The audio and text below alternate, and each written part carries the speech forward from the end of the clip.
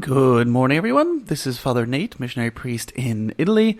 Today is November 5th of 2025, and we're celebrating Wednesday of the 31st week in Ordinary Time. Today's Gospel comes to us from the Gospel according to Luke, chapter 14, verses 25 through 33.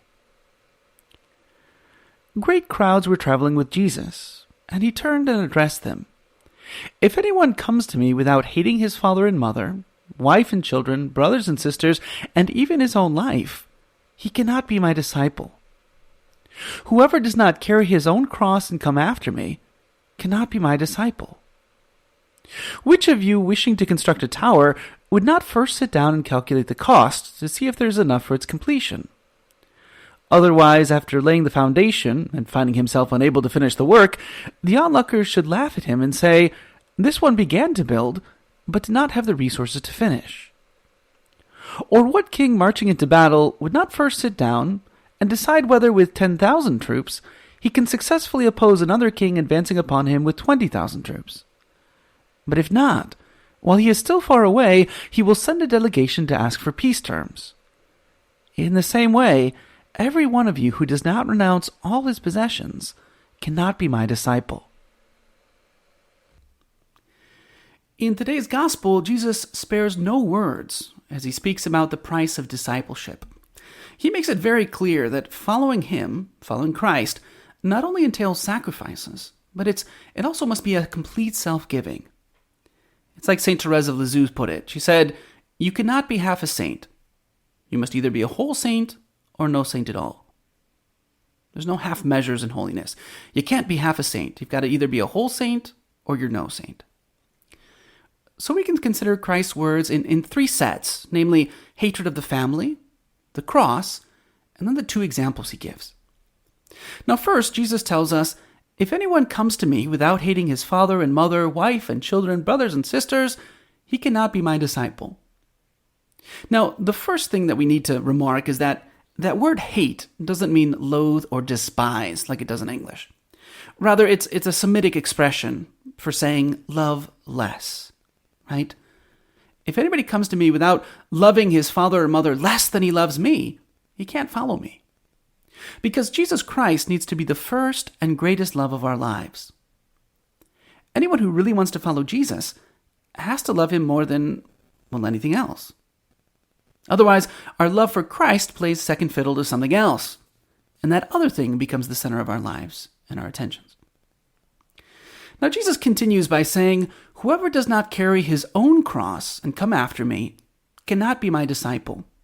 Now, again, we're Christians. We've had, over 2,000 years of Christianity, so we're used to thinking of the cross as, a beautiful symbol of Christ's love for us. But those words would have sounded really strange to Christ's listeners. Because for them, they thought of the cross only as an instrument of suffering and death, and horrible suffering at that. And Christ is also strangely specific. It's not just any old cross that gets us to heaven, but rather it's the cross hauto, his own cross, right? And that reminds us, Christ has perfectly designed our crosses for us. What another person needs is made specifically for them, right? What I need for me is made for me.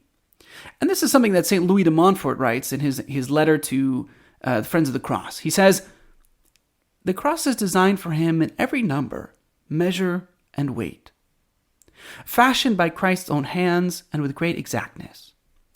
The cross which out of love for him Christ has carved a piece of the one he bore to Calvary, and which is the greatest gift he can bestow on his chosen ones on earth." That's beautiful.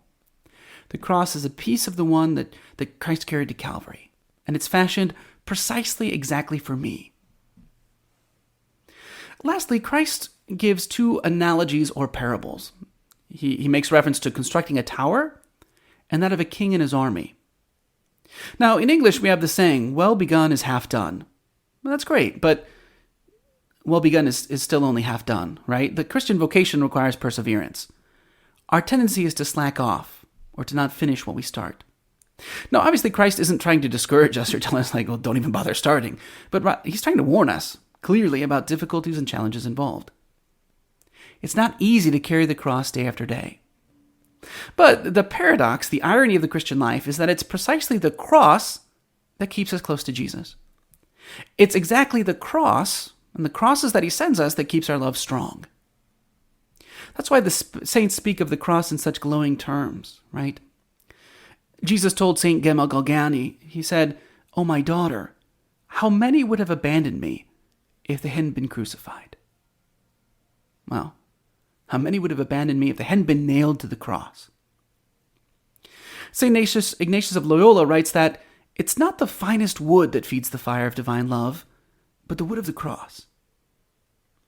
And St. Teresa of Jesus, writing about the need to take up the cross, especially the ones that are difficult to understand, she would say, if you seek to carry no other crosses, but those who reason you understand, then perfection is not for you. If you're only going to carry crosses that make sense to you, you're never going to be a saint.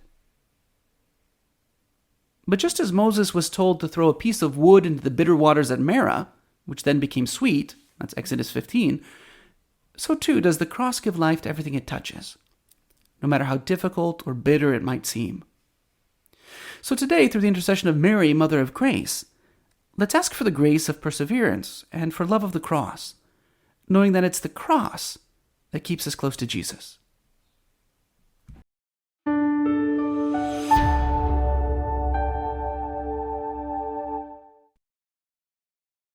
If you found this video fruitful, please feel free to share it with a friend or family member. Or if you would like to learn more about our missionary priests throughout the world and how to support them, please visit iveamerica.org. Thank you for watching, and God bless.